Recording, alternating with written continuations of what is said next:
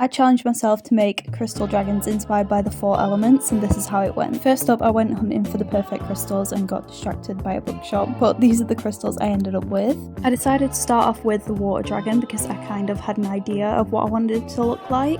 So I shaped the body around the crystal and then made these really nice like gradient wings, and this whole dragon is made with translucent clay, so it does go slightly transparent after it's been baked, which I really liked. I also attempted to make a back fin and also a tail fin, and I love how they both turned out.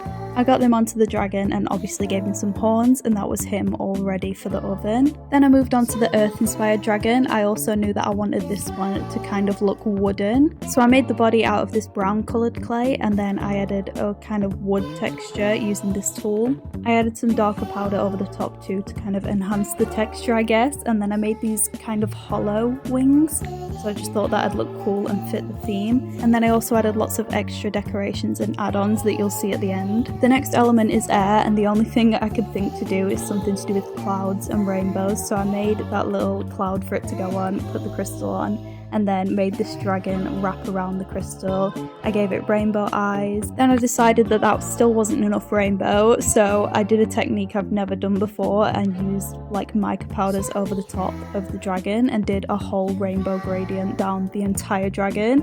I was kind of nervous to do this because I didn't want to mess it up, but I'm really happy with how it actually came out. This is another one that changed while it was in the oven, so you'll see what it looked like finished at the end. Last but not least, we're doing fire.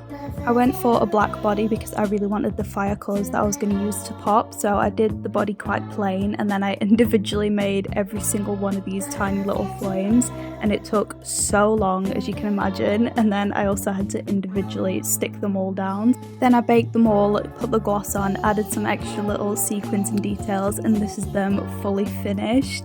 I'm obsessed with them. I can't tell if my favourite is the air one or the water one, but let me know which one is your favourite in the comments. Full video of making these is up on my YouTube now as well.